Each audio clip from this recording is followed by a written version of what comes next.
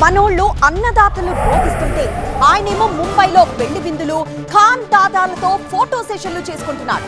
ఈయనెక్కడి CM అండి బాబు అంటోంది కమలం పార్టీ. తుఫాన్ వచ్చి పంట నష్టమై రైతులు గోసపడుతుంటే సీఎం రేవంత్ రెడ్డి గాలి మోటార్లలో షికార్లకెళ్తున్నారంటోంది బీజేపీ. మొంతా తుఫాన్తో 5 లక్షల ఎకరాల పంట నష్టం వాటిల్లింది. 3 లక్షల మంది రైతులు కన్నీరు మున్నీరవుతున్నారు. మీకు వినిపిస్తోందా అని నిగ్గదీస్తున్నారు కమలం లీడర్లు.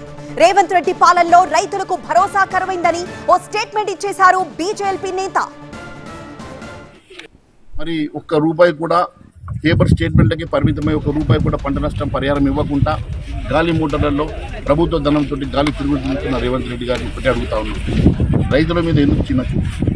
రైతులను ఎందుకు ఈ రకంగా కోసపెట్టుకుంటా ఉన్నారు? కేంద్రం ఇచ్చేటువంటి పంట బీమాను కూడా నువ్వు పార్టిసిపేట్ చేయకుండా మోసం చేస్తున్నావు. ఈ రాష్ట్రంలో పండించే పంట మీద 10% కటింగ్ జరుగుతున్నటువంటి ఆ ఒడ్లు ఎవరి ఖాతాలకు పోతున్నాయి? మరి రేవంత్ రెడ్డి గారి ఖాతాలకు పోతున్నాయా, లేకుంటే వాళ్ళ మంత్రుల ఖాతాలకు పోతున్నాయా? దీని లెక్కలు ఎవరు చెప్పాలి? రైతుల్ని అన్ని రకాలుగా గోసపుచ్చుకొని మోసం చేసి రైతులు